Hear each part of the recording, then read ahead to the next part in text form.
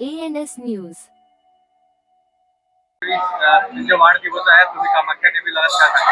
सर्वप्रथम मी पूर्ण देशवासियांना आमच्या महाराष्ट्राचे लाडक्या बहिणींचे मुख्यमंत्री सन्माननीय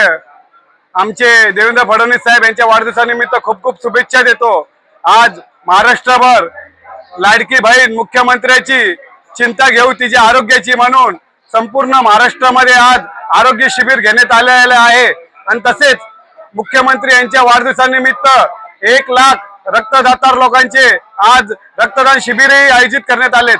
तर आपण पक्षासाठी काहीतरी करावं आणि ज्या महाराष्ट्रासाठी सन्माननीय देवेंद्र फडणवीस साहेबांनी एवढं केलं त्यांच्यासाठी काहीतरी करावं म्हणून आज आम्ही मुंबईहून कामाख्या मंदिर इथे आलो आहेत आणि आज त्यांचे स्वतः आमच्या सोबत देवेंद्र फडणवीस साहेब नसले तरी त्यांची प्रतिमा घेऊन आम्ही आज त्यांना इथं स्वतः घेऊन आलो आणि त्यांच्या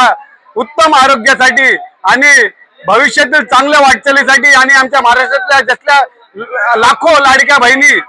त्यांचे भाऊ सगळे त्यांच्यासाठी इथं पूजा केली, होम हवन पूजा करून त्यांच्यासाठी आज प्रार्थना करण्यात आली। आमचे जे महाराज आहेत नीलम महाराज यांनी सकाळपासून अतिशय चांगल्या प्रकारे आमच्याबरोबर आम्हाला साथ देऊन ही पूजा घडून आणली। मी तर कामाख्या माता चरणी एवढीच प्रार्थना करतो की आमचे लाडके मुख्यमंत्री देवेंद्र फडणवीस साहेब हे नेहमीसाठी आमचे मुख्यमंत्री राहो आणि अशीच महाराष्ट्रामध्ये जशी त्यांनी उन्नती केली आहे, सेवा केली आहे, तशी सेवा करत राहो ह्या शुभेच्छा देतो।